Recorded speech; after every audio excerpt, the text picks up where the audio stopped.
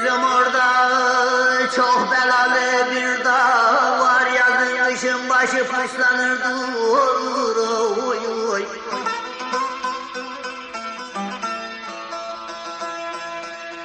Güzelleri türkü söyler baharda, yayladan yaylaya seslenir dur oy oy.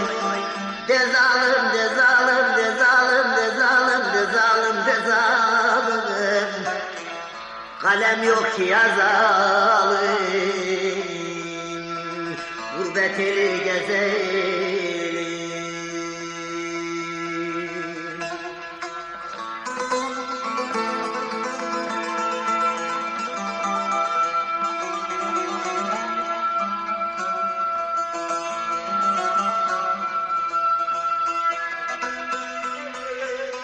Çobana arzudur dağda dolaşmak, yolcuya arzudur dağlardan aşmak oy oy.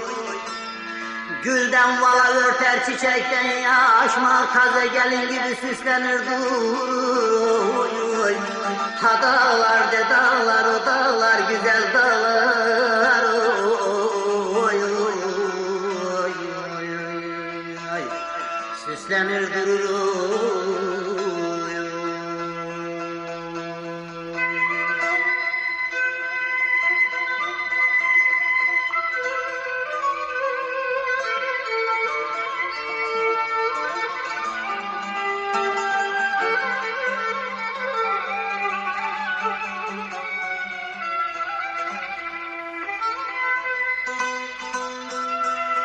Bulut baş gösterir, şimşek naralar, yıldırımlar vurduğunu yaralar oy oy. Serpişir yağmurlar, coşar dereler, beçare çobanlar hislenir durur, hislenir durur. Çarpışır yağmurlar, coşar dereler, beçare çobanlar hislenir durur oy oy oy oy oy dağlar oy oy oy.